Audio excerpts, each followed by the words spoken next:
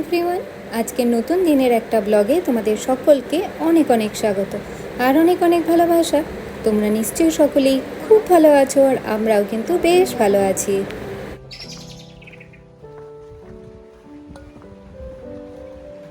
একটা পেরে দাও তোকে, রেড রেড রেড কালারের, এই রেড কালারের দেখে দাও।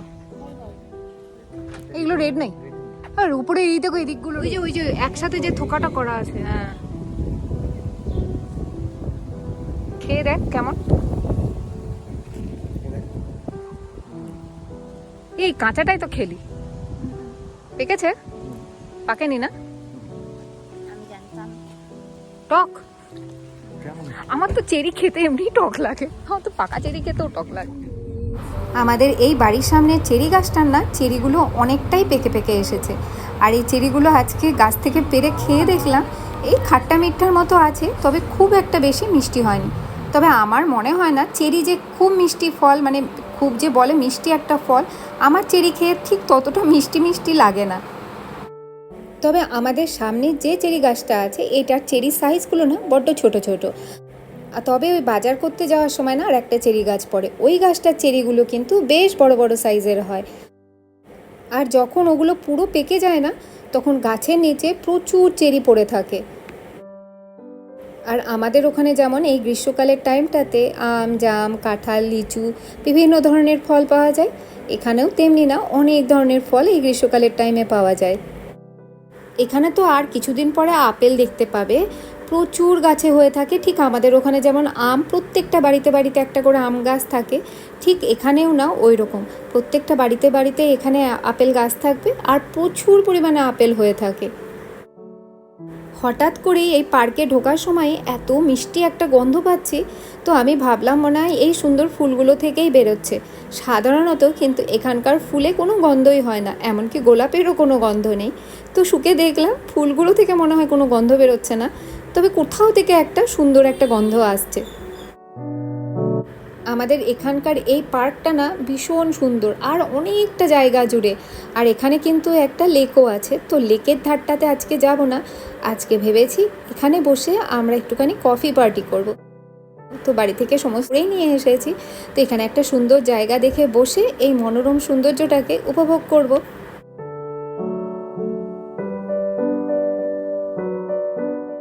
তবে এই যে গ্রীষ্মের টাইমটাতে এখানকার যে সৌন্দর্যটা দেখা যাচ্ছে, শীতের সময় কিন্তু এর আবার আলাদা রকমের একটা রূপ দেখা যায়।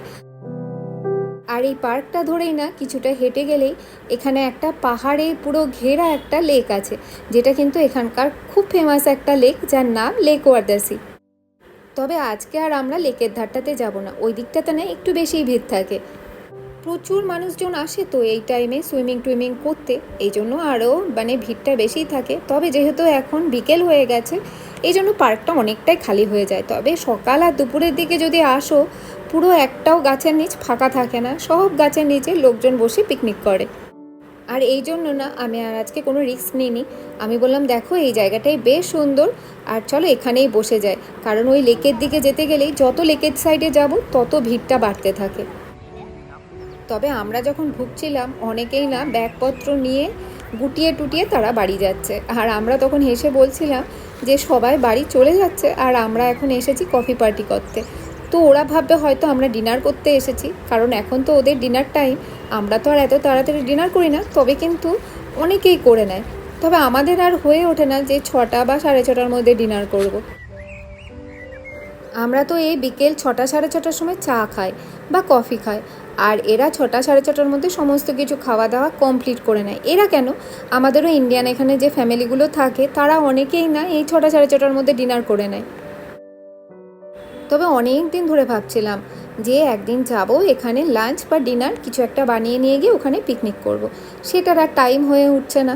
তো যাই হোক, এই জন্য ভাবলাম যে চলো অ্যাটলিস্ট বাড়ি যাওয়ার আগে একটা ছোট করে কফি পার্টি করে নিই, পরে না হয় একদিন ডিনার বা লাঞ্চ করা যাবে। তবে আমাদের জন্য কফি আছে ঠিকই, তবে মিষ্টুর জন্য, মিষ্টু তো আর কফি খায় না, তো ওর জন্য আছে একটুখানি চকলেট মিল্ক।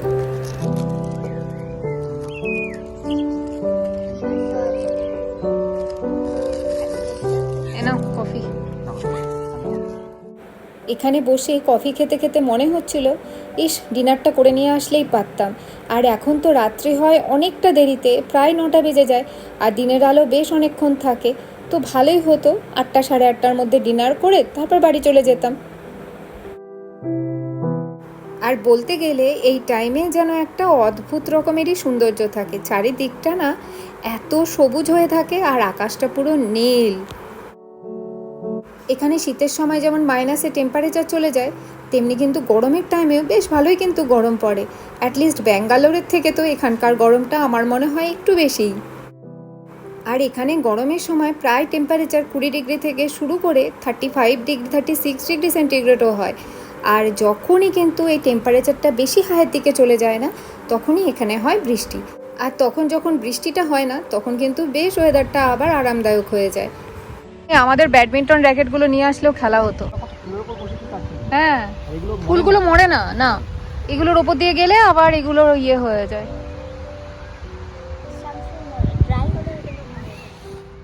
আমরা এখন মিডোজের মধ্যে শুয়ে আছি,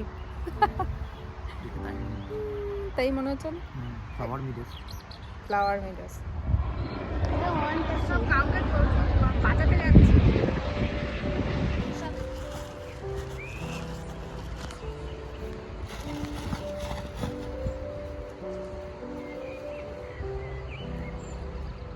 আমরা অনেকক্ষণ টাইম কাটিয়ে নিলাম, এবার সমস্ত কিছু গুটিয়ে টুটিয়ে নিই, তারপরে বাড়ির দিকে যাই। তবে আমার মনে হয় সকাল বা দুপুরে আসার থেকে এই বিকালের টাইমটাই বেস্ট, কারণ এই টাইমটাতে না রোদের তাপটা অনেকটাই কমে যায়। আর এই বিকেলে হওয়ার সাথে সাথে না একটা সুন্দর হাওয়া কিন্তু দেয়, যেটা সকাল বা দুপুরবেলায় কিন্তু তেমন একটা থাকে না। আর সকাল বলতে যদি 6টা সাড়ে 6টা বা 7টার সময় আসা যায় তাহলে ভালো, আদারওয়াইজ 9টা সাড়ে 9টায় আসা মানে তখন অলরেডি রোদের তাপটাও কিন্তু অনেকটাই বেড়ে যায়। আর 6টা সাড়ে 6টা 7টার সময় সেটা কোনোদিনই আমাদের জন্য পসিবল না।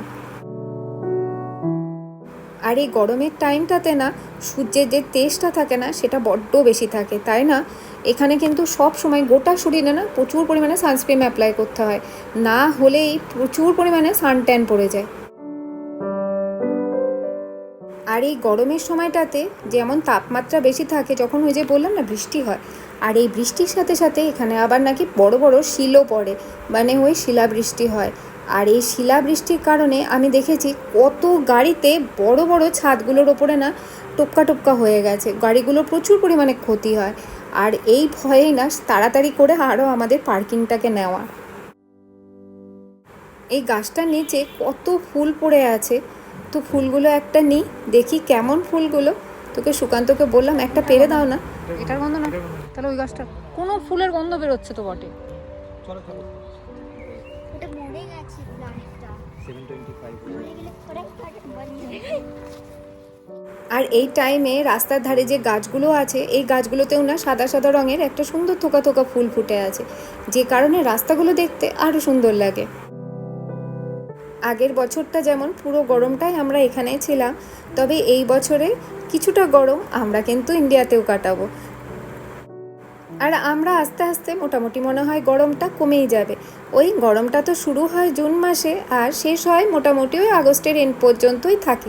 তারপরে সেপ্টেম্বর থেকে একটু আধটু বৃষ্টি তো স্টার্ট হয়ে যায়, তো গরমটা অনেকটাই কমে যায়। এই যে এই রাস্তাটা দেখলে, এই গলিটার ভেতরেই না আমরা প্রথম যখন এসেছিলাম তখন ওখানে ছিলাম। এখন না একটু গাড়ি খাওয়া দাওয়া করবে বলে এসেছে, তো গাড়ির খাবারেরই ব্যবস্থা করছে সুকান্ত ওইদিকে। এই যে মেশিনটা দেখছো, ওখানে প্রথমে টাকাটাকে পে করতে হয়। আর এখানে তো জানোই কোনো লোকজন নেই যারা গাড়িতে পেট্রোল বেশ সুন্দর পুড়ে দেবে, নিজেদেরকেই পেট্রোলটা ভরতে হবে। প্রথম কিন্তু আমাদের খুব প্রবলেম হতো, তো এখন সেটা অনেকটাই অভ্যেস হয়ে গেছে। তো সুকান্ত ওইদিকে রসিদটা নিয়ে নিয়েছে, মানে প্রথমে টাকাটা পে করে দিয়েছে, এখন ওখান থেকে পেট্রোলটাও ভরে নিচ্ছে। চলো, গাড়িরও খাওয়া দাওয়া হয়ে গেছে, এবার বাড়ির দিকে যাই।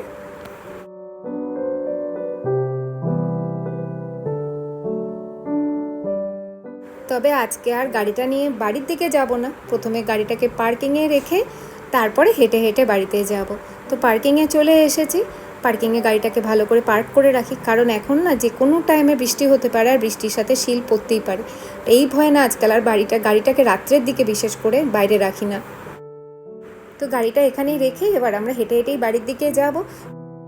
আর এখান থেকে তো আর খুব একটা বেশি দূর না। আর জানো তো, এই গাড়ি রাখার পরে এই দরজাটা যখন উপরের দিকে ওঠে না, আমার না খুব ভালো লাগে এই জিনিসটাকে দেখতে। আর এখন বাজে হচ্ছে 8:14 মতো। দাঁড়াও তোমাদেরকে ঘড়িটা একবার দেখায়। এই যে শুধু আকাশে মেঘ করেছে বলে তবু রোদটা কমে গেল, না হলে এই টাইমে এখনো অনেকটা রোদ থাকে। তো চলো বাড়ি যেতে যেতেই আজকের ব্লগটাকে শেষ করি। আর ব্লগটা তোমাদের ভালো লাগলে একটা লাইক আর একটা কমেন্ট করে দিও। দেখা হবে নতুন একটা ব্লগে। ততক্ষণের জন্য বাই বাই।